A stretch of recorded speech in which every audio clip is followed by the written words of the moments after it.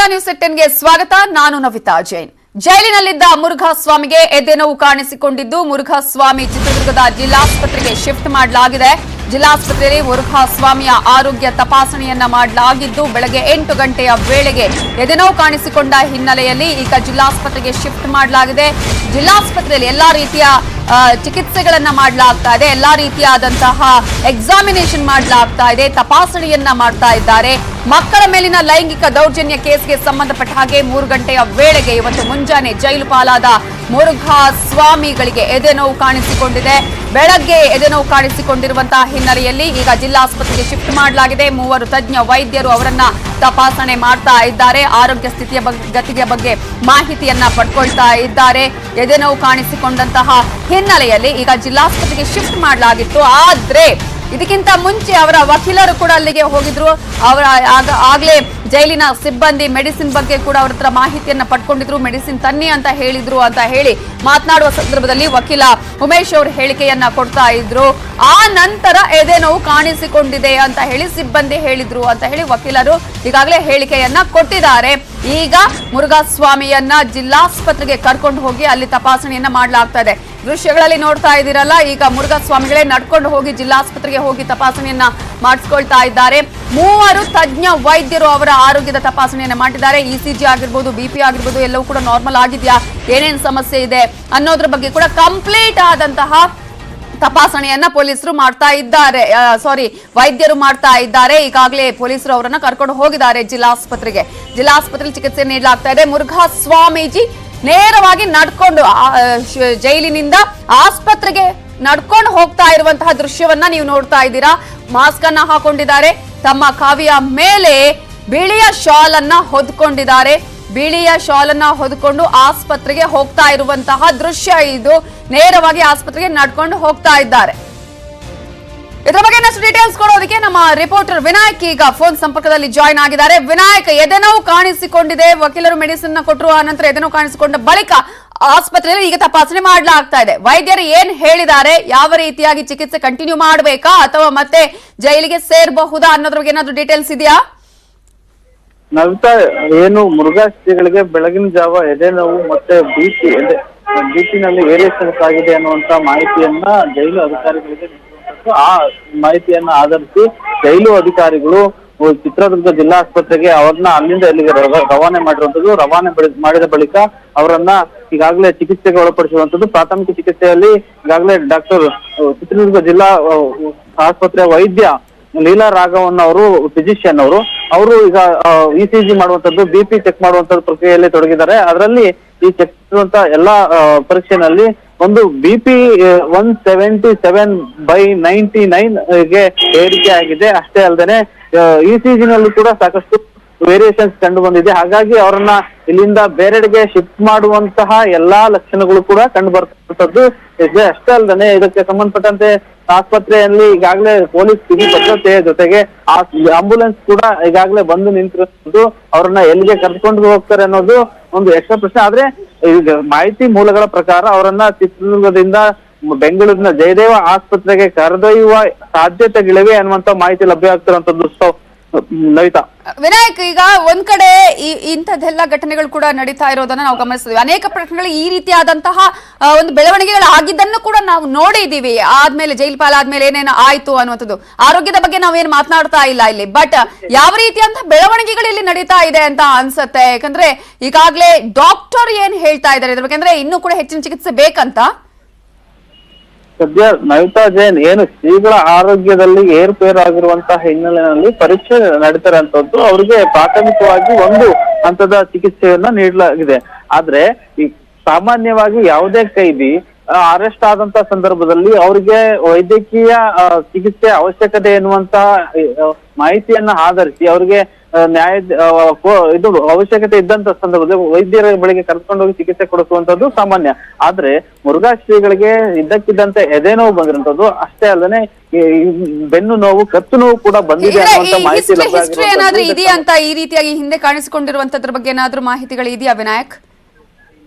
ಇದಕ್ಕೆ ಸಂಬಂಧಪಟ್ಟಂತೆ ಶ್ರೀಗಳಿಗೆ ಮೊದಲಿಂದಲೂ ಕೂಡ, ಅಂದ್ರೆ ಮೊದಲು ಕೋವಿಡ್ ಬಂದಂತ ಸಂದರ್ಭದಲ್ಲಿ ಏನು ಬಿಪಿ ಮತ್ತೆ ಇತ್ಯಾದಿ ಪರೀಕ್ಷೆಗಳನ್ನ ಮಾಡಲಾಗಿತ್ತು. ಅವರಿಗೆ ಕೊಂಚ BP ಲೋ ಇತ್ತು, ಅದು ಕಂಟಿನ್ಯೂ ಆಗ್ಬೋದು. ಯಾಕಂತ ಹೇಳಿದ್ರೆ ನಿನ್ನೆ ನಡೆದಿರತಕ್ಕಂತ ಹಾಗೆ ಸಂಪರ್ಕದಲ್ಲಿ ಇನ್ನಷ್ಟು ಮಾಹಿತಿಯನ್ನು ಪಡ್ಕೊಳ್ತೀನಿ ವಿನಾಯಕ್.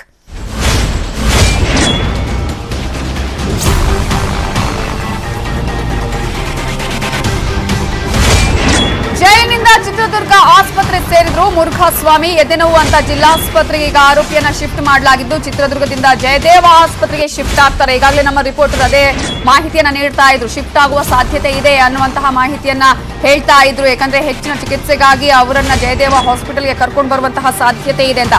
ಅಲ್ಲಿಗೆ ಈಗ ಬೆಂಗಳೂರಿಗೆ ಎಲ್ಲಾ ಡೆವಲಪ್ಮೆಂಟ್ಸ್ ಶಿಫ್ಟ್ ಆದ ಹಾಗೇನೆ ಕೆಲ ಹೊತ್ತಲ್ಲೇ ಬೆಂಗಳೂರಿನ ಜಯದೇವ ಆಸ್ಪತ್ರೆಗೆ ಶಿಫ್ಟ್ ಆಗುವ ಸಾಧ್ಯತೆ ಇದೆ ಅಂತ ಹೇಳಲಾಗ್ತಿದೆ. ಅದಕ್ಕೂ ಕೂಡ ವೆಹಿಕಲ್ ಈಗ ರೆಡಿ ಆಗಿದೆ ಅನ್ನುವಂತಹ ಮಾಹಿತಿಗಳು ಲಭ್ಯ ಆಗ್ತಾ ಇದೆ.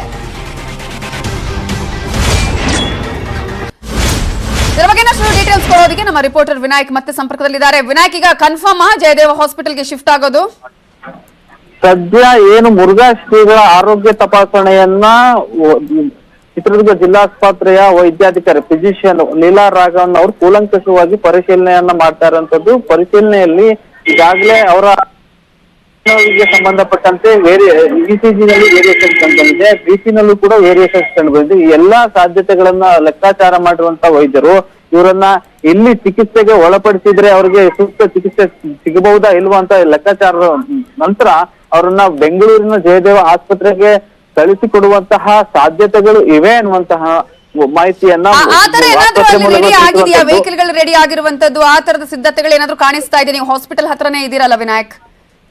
ಸದ್ಯ ಈ ಸಂದರ್ಭಕ್ಕೆ ಸರಿಯಾಗಿ ಈಗಾಗಲೇ ಏನು ಜೈಲಿಂದ ಕರೆದುಕೊಂಡು ಬಂದಂತ ಪೊಲೀಸ್ ವಾಹನ ಏನಿದೆ ಅದೇ ಸದ್ಯಕ್ಕೆ ಈಗ ನಿಂತಿರುವಂತದ್ದು. ಜಸ್ಟ್ ಇದಲ್ಲದೆ ಇನ್ನೊಂದು ಆಸ್ಪತ್ರೆಯ ಬಳಿಗೆ ಆಂಬುಲೆನ್ಸ್ ಬರ್ಲಿಕ್ಕೆ ಸೂಚನೆಯನ್ನ ಕೊಟ್ಟಿದ್ದಾರೆ. ಅಲ್ಲಿ ಆ ಆಂಬುಲೆನ್ಸ್ ಮೂಲಕ ತೆರಳುವ ಸಾಧ್ಯತೆಗಳಿವೆ. ಓಕೆ, ಈಗ ಸದ್ಯದ ಅಲ್ಲಿನ ಡೆವಲಪ್ಮೆಂಟ್ಸ್ ನೋಡ್ತಾ ಇದ್ರೆ ಒಂದಷ್ಟು ಡೆವಲಪ್ಮೆಂಟ್ಸ್ ಈಗ ಬೆಂಗಳೂರಿಗೆ ಶಿಫ್ಟ್ ಆಗುವ ಹಾಗೆ ಕಾಣಿಸ್ತಾ ಇದೆ. ಹಾಗಾದ್ರೆ ಹೌದು ನವಿತಾಜನ್, ಅಂದ್ರೆ ಇಲ್ಲಿ ಈ ಚಿಕಿತ್ಸೆಯ ಸಂದರ್ಭದಲ್ಲಿ ಏನು ಇವರು ಹೆಚ್ಚು ಪರಿಣಾಮಕಾರಿಯಾಗಿ ಜನರಿಗೆ ಅಂದ್ರೆ ಭಕ್ತರು ಇರುವಂತದ್ದು, ಅವರು ಇಲ್ಲಿ ಹೆಚ್ಚಾಗಿ ಬರುವಂತದ್ದು ಅಥವಾ ತೊಂದರೆಗಳಿಗೆ ಒಳಪಡುವಂತದ್ದು, ಪ್ರತಿಭಟನೆಗಳು ಆಗಬಹುದಾದ್ದು. ಇವರನ್ನ ಇಲ್ಲಿಂದ ನೇರವಾಗಿ ಬೆಂಗಳೂರಿಗೆ ಶಿಫ್ಟ್ ಮಾಡಿದಂತ ಸಂದರ್ಭದಲ್ಲಿ ಅವರಿಗೆ ಈ ತೊಂದರೆಗಳು ಲಾಂಡ್ ಆರ್ಡರ್ ಸಮಸ್ಯೆಗಳು ಬರದೇ ಇರುವಂತದನ್ನ ನೋಡ್ಕೊಳ್ಳಿಕ್ಕೆ ಎಲ್ಲಾ ಸಾಧ್ಯತೆಗಳು ಇವೆ. ಹಾಗಾಗಿ ಇಲ್ಲಿಂದ ಬೆಂಗಳೂರಿಗೆ ಶಿಫ್ಟ್ ಮಾಡಿದ್ರೆ ಅವರಿಗೆ ಸೂಕ್ತ ಚಿಕಿತ್ಸೆ ಕೊಡುತ್ತೆ, ಹಂಗ ಲಾಂಡ್ ಆರ್ಡರ್ ಸಮಸ್ಯೆ ಕೂಡ ನೀಗಿಸುತ್ತದೆ ಅನ್ನುವಂತ ನಿಶ್ಚಯ ಮೇರೆಗೆ ಇವರನ್ನ ಇಲ್ಲಿಂದ ಅಲ್ಲಿಗೆ ಶಿಫ್ಟ್ ಮಾಡ್ಲಿಕ್ಕೆ ಎಲ್ಲ ತಯಾರಿ ನಡೆದಿದೆ. ಓಕೆ, ಥ್ಯಾಂಕ್ ಯು ವಿನಾಯಕ್ ಡೀಟೇಲ್ಸ್ಗೆ. ಮುರುಘಾಸ್ವಾಮಿ ಬಂಧನದ ಬಗ್ಗೆ ಸಿಎಂ ಬಸವರಾಜ ಬೊಮ್ಮಾಯಿ ಅವರು ಪ್ರತಿಕ್ರಿಯೆ ಕೊಟ್ಟಿದ್ದಾರೆ. ಸರಿಯಾದ ದಿಕ್ಕಿನಲ್ಲಿ ತನಿಖೆ ನಡೀತಾ ಇದೆ ಅನ್ನೋದು ಸಿಎಂ ಬಸವರಾಜ ಬೊಮ್ಮಾಯಿ ಅವರ ಪ್ರತಿಕ್ರಿಯೆ. ಪೊಲೀಸರಿಗೆ ಮುಕ್ತ ಅವಕಾಶವನ್ನ ನೀಡಲಾಗಿದೆ ಅನ್ನುವ ಮಾತನ್ನ ಹೇಳಿದ್ದಾರೆ. ಇಲ್ಲಿವರೆಗೂ ಪೊಲೀಸರ ಬಗ್ಗೆ ಅನೇಕ ಅನುಮಾನಗಳು ಕೇಳಿ ಬರ್ತಾ ಇದ್ವು, ಅನೇಕ ಆರೋಪಗಳು ಕೇಳಿ ಬರ್ತಾ ಇದ್ವು.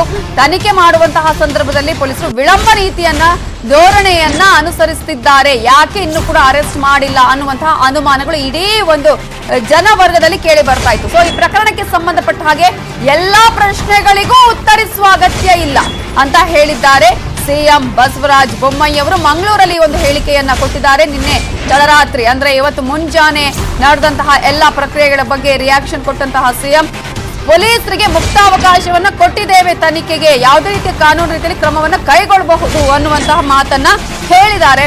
ಬಟ್ ಎಲ್ರಿಗೂ ಕೂಡ ಈಗ ಧರ್ಮ ಸಂಕಟ, ಇದು ಏನ್ ಹೇಳಿಕೆ ಕೊಟ್ಟರು ಏನಾಗುತ್ತೋ ಅನ್ನುವಂತಹ ಆತಂಕ, ಭಯ.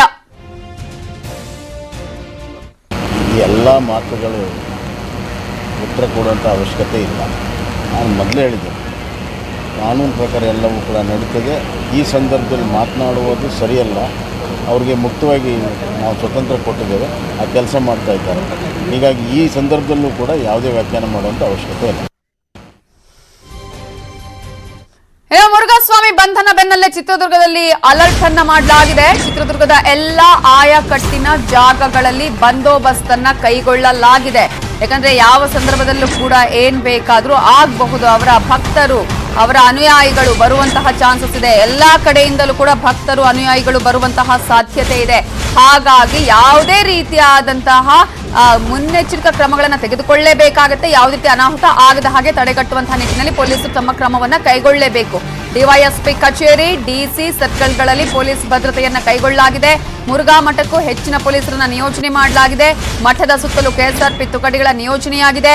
ರಾತ್ರಿಯಿಂದಲೂ ನಗರದ ಎಲ್ಲೆಡೆ ಖಾಕಿ ಸರ್ಪಗಾವಲನ್ನ ಹಾಕಲಾಗಿದೆ. ಕಂಪ್ಲೀಟ್ ಆಗಿ ಇಡೀ ಚಿತ್ರದುರ್ಗ ಈಗ ಪೊಲೀಸ್ ಮಯವಾಗಿದೆ. ಖಾಕಿ ಕಟ್ಟೆಚ್ಚರದಿಂದ ಇದೆ, ಖಾಕಿ ಕೋಟೆಯಾಗಿದೆ. ನೀವು ನೋಡ್ತಾ ಇದ್ರಲ್ಲ, ಬ್ಯಾರಿಕೇಡ್ಗಳನ್ನ ಹಾಕೋದಾಗಿರ್ಬೋದು, ಕಂಪ್ಲೀಟ್ ಆಗಿ ಪೊಲೀಸರನ್ನ ನಿಯೋಜನೆ ಮಾಡಿರುವಂತದ್ದು ಮೊನ್ನೆಯಿಂದಲೂ ಕೂಡ ನಡೀತಾನೆ ಇತ್ತು. ಮೊನ್ನೆಯಿಂದಲೂ ನಾವು ನೋಡಿದ್ರೆ ಮಠದ ಸುತ್ತಲೂ, ಮಠದ 4 ಗೇಟ್ಗಳಲ್ಲೂ ಪೊಲೀಸರು ಕಣ್ಗಾವಲನ್ನ ಇಟ್ಟಿದ್ರು. ಅಷ್ಟೆಲ್ಲ ಕಣ್ಗಾವಲಿಟ್ಟರು ಕೂಡ ಮೊನ್ನೆ ಹಾವೇರಿಗೆ ಹೋಗಿದ್ರು ಮುರುಘಾ ಸ್ವಾಮಿ ಅಂತ ಹೇಳಿ. ಆ ನಂತರ ಅವರನ್ನ ಕರ್ಕೊಂಡು ಬರುವಂತಹ ಪ್ರಕ್ರಿಯೆ ಕೂಡ ಆಯ್ತು. ಬಟ್ ಈಗ ಇಡೀ ಚಿತ್ರದುರ್ಗದಾದ್ಯಂತ ಪೊಲೀಸ್ ಅಲರ್ಟ್ ಅನ್ನ ಮಾಡಲಾಗಿದೆ. ಎಲ್ಲಾ ಕಡೆ ಪೊಲೀಸರು ಬಂದೋಬಸ್ತ್ ಅನ್ನ ಕೈಗೊಂಡಿದ್ದಾರೆ. ಇನ್ನು ಯಾವುದೇ ರೀತಿ ಅನಾಹುತಗಳು ಆಗದ ಹಾಗೆ ತಡೆಯುವಂತಹ ಮುಂಜಾಗ್ರತಾ ಕ್ರಮಗಳನ್ನ ಮಾಡ್ತಾ ಇದ್ದಾರೆ. ಡಿವೈಎಸ್ಪಿ ಕಚೇರಿ ಆಗಿರಬಹುದು, ಡಿಸಿ ಕಚೇರಿ ಆಗಿರಬಹುದು, ಯಾವ ಆಯಾಕಟ್ಟಿನ ಜಾಗಗಳಿದೆ ಎಲ್ಲಾ ಕಡೆಗಳಲ್ಲೂ ಹೆಚ್ಚಿನ ಭದ್ರತೆಯನ್ನ ನಿಯೋಜನೆ ಮಾಡಲಾಗಿದೆ. ಸೊ ಇವೆಲ್ಲದರ ಬಗ್ಗೆ ಇನ್ನಷ್ಟು ಡೀಟೇಲ್ಸ್ ಕೊಡೋದಕ್ಕೆ ನಮ್ಮ ರಿಪೋರ್ಟರ್ ಮಂಜುನಾಥ್ ಈಗ ಫೋನ್ ಸಂಪರ್ಕದಲ್ಲಿ ಜಾಯ್ನ್ ಆಗಿದ್ದಾರೆ. ಮಂಜುನಾಥ್, ಭದ್ರತೆ ಯಾವ ರೀತಿ ಆಗಿದೆ? ಇನ್ನೊಂದು ಕಡೆ ಈಗಾಗಲೇ ಆರೋಗ್ಯ ಸಮಸ್ಯೆ ಅಂತ ಹೇಳಿ ಈಗಾಗಲೇ ಹಾಸ್ಪಿಟಲ್ಗೆ ಜಾಯ್ನ್ ಆಗಿದ್ದಾರೆ, ಅಂದ್ರೆ ಹಾಸ್ಪಿಟಲ್ ತಪಾಸಣೆ ಆಗ್ತಾ ಇದೆ. ಇದು ಜಾಮೀನಿನ ಮೇಲೆ ಪರಿಣಾಮ ಬೀರುವಂತಹ ಸಾಧ್ಯತೆಗಳು ಎಷ್ಟರ ಮಟ್ಟಿಗಿದೆ? ಮಂಜುನಾಥ್, ನನ್ನ ವಾಯ್ಸ್ ಕೇಳಿಸ್ತಾ ಇದೆಯಾ? ಆದ್ರೆ ಈಗ ಎಲ್ಲ ಚಿತ್ರದುರ್ಗ ಯಾವ ರೀತಿಯ ಬಿಗಿ ಬಂದೋಬಸ್ತನ್ನು ಕೈಗೊಳ್ಳಲಾಗಿದೆ ಮುಂಜಾಗ್ರತಾ ಕ್ರಮವಾಗಿ?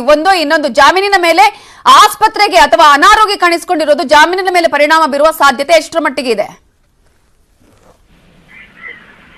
ಓಕೆ, ನಮ್ಮ ರಿಪೋರ್ಟರ್ ಮಂಜುನಾಥನ ಮತ್ತೆ ಸಂಪರ್ಕ ಮಾಡೋಣ ಇದೇ ವಿಚಾರಕ್ಕೆ ಸಂಬಂಧಪಟ್ಟ ಹಾಗೆ. ಈಗಾಗಲೇ ಇಡೀ ಚಿತ್ರದುರ್ಗವನ್ನ ಪೊಲೀಸರು ಅಲರ್ಟ್ ಮಾಡಿದ್ದಾರೆ, ಅಂದ್ರೆ ಎಲ್ಲಾ ಕಡೆಗಳಲ್ಲೂ ಬಿಗಿ ಬಂದೋಬಸ್ತನ್ನ ಕೈಗೊಂಡಿದ್ದಾರೆ.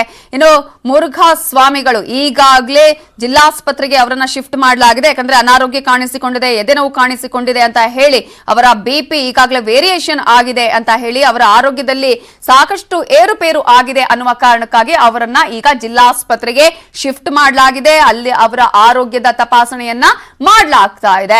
ಹಾಗಾದ್ರೆ ಯಾವ ರೀತಿಯಾಗಿ ಚಿತ್ರದುರ್ಗದಾದ್ಯಂತ ಬಿಗಿ ಪೊಲೀಸ್ ಬಂದೋಬಸ್ತನ್ನ ಮಾಡಲಾಗಿದೆ, ಪೊಲೀಸರು ಯಾವ ರೀತಿ ಕ್ರಮ ಕೈಗೊಂಡಿದ್ದಾರೆ, ಇದರ ಬಗ್ಗೆ ಇನ್ನಷ್ಟು ಡೀಟೇಲ್ಸ್ ಕೊಡೋದಕ್ಕೆ ನಮ್ಮ ರಿಪೋರ್ಟರ್ ಮಂಜುನಾಥ್ ಆರ್ಯ ಈಗ ನೇರ ಸಂಪರ್ಕದಲ್ಲಿ ಜಾಯ್ನ್ ಆಗಿದ್ದಾರೆ. ಮಂಜುನಾಥ್, ಈಗ ಒಂದ್ ಕಡೆ ಮುರುಘಾ ಸ್ವಾಮಿಗಳು ಮಠದಲ್ಲಿ ಇಲ್ಲದಿದ್ರೂ ಕೂಡ ಒಂದಷ್ಟು ಆತಂಕ ಇದ್ದೇ ಇದೆ, ಏನಾಗಬಹುದೋ ಏನೋ ಅನ್ನುವಂಥದ್ದು. ಸೊ ಪೊಲೀಸರ ಭದ್ರತೆ, ಪೊಲೀಸರು ಯಾವ ರೀತಿಗೆ ಮುಂಜಾಗ್ರತಾ ಕ್ರಮ ಕೈಗೊಂಡಿದ್ದಾರೆ, ಈ ಅನಾರೋಗ್ಯ ವಿಚಾರ ಅವರ ಜಾಮೀನಿನ ಮೇಲೆ ಪರಿಣಾಮ ಬೀರುವಂತಹ ಸಾಧ್ಯತೆಗಳು ಎಷ್ಟರ ಮಟ್ಟಿಗೆ, ಆ ಸಾಧ್ಯತೆಗಳನ್ನ ನೋಡೋದಾದ್ರೆ?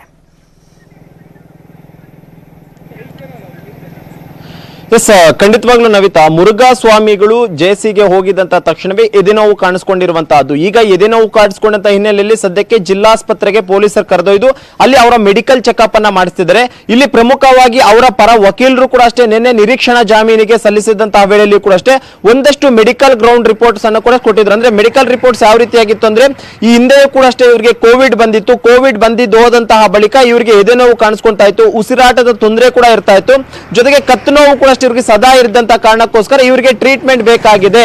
ಆ ಒಂದು ಕಾರಣಕ್ಕೋಸ್ಕರ ನಿರೀಕ್ಷಣಾ ಜಾಮೀನನ್ನ ಕೊಡಿ ಅನ್ನುವಂತ ಒಂದು ಮನವಿಯನ್ನು ಕೂಡ ಇವರ ಪರ ವಕೀಲರು ಮಾಡ್ಕೊಂಡಿದ್ದು. ಆದ್ರೆ ಈಗ ಸ್ವಾಮೀಜಿ ಬಂಧನ ಆಗಿರುವಂತ ನಿರೀಕ್ಷಣಾ ಜಾಮೀನು ಅರ್ಜಿ ಈಗ ಬರೋದಿಲ್ಲ. ಈಗ ಏನಿದ್ರು ಮತ್ತೆ ಒಂದು ರೆಗ್ಯುಲರ್ ಬೇಲ್ಗೆ ಅಪ್ಲೈ ಮಾಡಬೇಕಾಗುತ್ತೆ. ಈಗಾಗಲೇ ಆ ಒಂದು ರೆಗ್ಯುಲರ್ ಬೇಲ್ಗೆ ಅಪ್ಲೈ ಮಾಡೋದಕ್ಕೆ ಎಲ್ಲಾ ರೀತಿಯಂತ ಸಿದ್ಧತೆಗಳು ಕೂಡ ಅಷ್ಟೇ ಅವರ ಪರ ವಕೀಲರು ಮಾಡ್ಕೊಂತಿರುವಂತದ್ದು.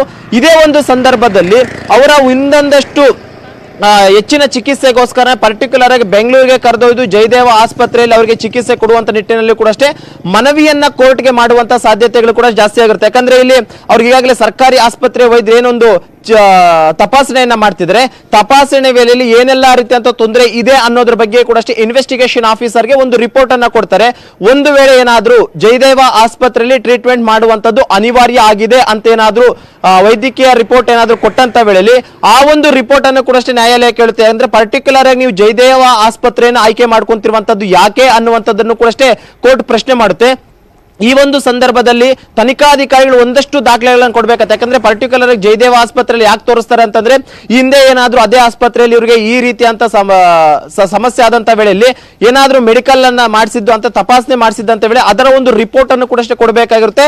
ಇದೆಲ್ಲವನ್ನು ಕೂಡ ನೋಡಿದಂತ ನ್ಯಾಯಾಲಯ ಏನಾದ್ರೂ ಜಯದೇವ ಆಸ್ಪತ್ರೆಯಲ್ಲಿ ನೀವು ಕರ್ಕೊಂಡೋಗಿ ಟ್ರೀಟ್ಮೆಂಟ್ ಮಾಡೋದಕ್ಕೆ ಓಕೆ ಅಂದಂತ ವೇಳೆಯಲ್ಲಿ ಇಮಿಡಿಯೇಟ್ ಆಗಿ ಬೆಂಗಳೂರಿನಿಂದ ಒಂದ್ ವೇಳೆ ಹಾಸ್ಪಿಟಲ್ ಅಲ್ಲೇ ಇರಬೇಕು ಅನ್ನೋದಾದ್ರೆ ಈಗ ಅಲ್ಲಿಗೆ ಈಗ ಯಾವುದೇ ರೀತಿಯಾದಂತಹ ತನಿಖೆ ಮಾಡಬಹುದೇ ಹೊರತು ಮಹಜರಾಗಿರ್ಬೋದು ಬೇರೆ ಬೇರೆ ರೀತಿಯಾದಂತಹ ಒಂದು ವಿಚಾರಣೆ ಮಾಡಿಸೋದಕ್ಕೆ ಕಷ್ಟ ಅಂತ ಅನ್ಸುತ್ತೆ. ಆ ರೀತಿಯಾದಂತಹ ಒಂದು ಪ್ರಯತ್ನಗಳು ಇಲ್ಲಿ ಆಗ್ತಾ ಇದೆ ಅಂತ ಅನ್ಸುತ್ತಾ ಹೇಗೆ? ಎಸ್, ಖಂಡಿತವಾಗ್ಲೂ ನವಿತಾ, ಮುರುಘಾ ಸ್ವಾಮಿಗಳು ಜೆಸಿಗೆ ಹೋಗಿದಂತ ತಕ್ಷಣವೇ ಎದೆನೋವು ಕಾಣಿಸ್ಕೊಂಡಿರುವಂತಹದ್ದು. ಈಗ ಎದೆನೋವು ಕಾಣಿಸ್ಕೊಂಡಂತ ಹಿನ್ನೆಲೆಯಲ್ಲಿ ಸದ್ಯಕ್ಕೆ ಜಿಲ್ಲಾಸ್ಪತ್ರೆಗೆ ಪೊಲೀಸರು ಕರೆದೊಯ್ದು ಅಲ್ಲಿ ಅವರ ಮೆಡಿಕಲ್ ಚೆಕ್ಅಪ್ ಅನ್ನ ಮಾಡಿಸ್ತಿದ್ದಾರೆ. ಇಲ್ಲಿ ಪ್ರಮುಖವಾಗಿ ಅವರ ಪರ ವಕೀಲರು ಕೂಡ ಅಷ್ಟೇ ನಿನ್ನೆ ನಿರೀಕ್ಷಣಾ ಜಾಮೀನಿಗೆ ಸಲ್ಲಿಸಿದಂತಹ ವೇಳೆಯಲ್ಲಿ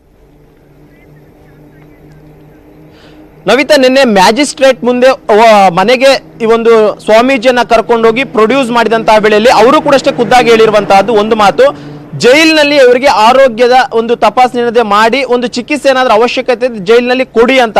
ಅದರಲ್ಲಿ ಜೈಲಿನಲ್ಲಿ ಕೊಡೋದಕ್ಕಿಂತಲೂ ಕೂಡ ಅಷ್ಟೇ ಇವ್ರಿಗೆ ಎದೆ ನೋವು ತೀವ್ರವಾಗಿದೆ ಅನ್ನುವಂತ ಒಂದು ಕಾರಣಕ್ಕೋಸ್ಕರ ಸದ್ಯಕ್ಕೆ ಜಿಲ್ಲಾಸ್ಪತ್ರೆಗೆ ಕರ್ಕೊಂಡೋಗಿದ್ರೆ ಅಲ್ಲಿ ಜಿಲ್ಲಾಸ್ಪತ್ರೆಯಲ್ಲಿ ಯಾವ ರೀತಿ ಅಂತ ರಿಪೋರ್ಟ್ ಅನ್ನ ಕೊಡ್ತಾರೆ ಅನ್ನೋದ್ರ ಮೇಲೆ ಮುಂದಿನ ಒಂದು ಪ್ರೊಸೀಜರ್ ಇರುತ್ತೆ. ಯಾಕಂದ್ರೆ ಇಲ್ಲಿ ಏಕಾಏಕಿ ಜಿಲ್ಲಾಸ್ಪತ್ರೆ ವೈದ್ಯರು ಇವ್ರಿಗೆ ಇಮಿಡಿಯೇಟ್ ಆಗಿ ಜಯದೇವದಲ್ಲಿ ಕೊಡಿಸಿ ಅಂದ್ರೆ ಕರ್ಕೊಂಡು ಹೋಗೋಕ್ಕಾಗೋದಿಲ್ಲ. ಯಾಕಂದ್ರೆ ಇವರು ವಿಚಾರಣಾ ದಿನ ಕೈದಿ, ಈಗ ಇವರು ಜೇಸಿಗೆ ಬಂದಿದ್ರೆ ನ್ಯಾಯಾಂಗ ಬಂಧನದಲ್ಲಿರುವಂತವ್ರು. ಈಗ ಕೋರ್ಟ್ ನ ಪರ್ಮಿಷನ್ ಕೂಡ ಅಷ್ಟೇ ಬೇಕಾಗಿರುತ್ತೆ. ಆ ಒಂದು ಕೋರ್ಟ್ ನ ಪರ್ಮಿಷನ್ ಬೇಕು ಅಂದ್ರೆ ಅವರ ಪರ ವಕೀಲರು ಕೋರ್ಟ್ಗೆ ಮನವಿಯನ್ನ ಮಾಡ್ಕೊಳ್ಬೇಕು, ಸರಿಯಾದಂತಹ ಮೆಡಿಕಲ್ ರಿಪೋರ್ಟ್ಸ್ ಅನ್ನ ಕೊಡಬೇಕು, ಪರ್ಟಿಕ್ಯುಲರ್ ಆದಂತಹ ಒಂದು ಆಸ್ಪತ್ರೆಯಲ್ಲಿ ಟ್ರೀಟ್ಮೆಂಟ್ ಯಾಕೆ ಅನ್ನೋದ್ರ ಬಗ್ಗೆ ಕೂಡ ಒಂದಷ್ಟು ಇನ್ಫಾರ್ಮೇಶನ್ ಅನ್ನು ಮತ್ತೊಂದಷ್ಟು ದಾಖಲೆಗಳನ್ನು ಕೊಡಬೇಕು.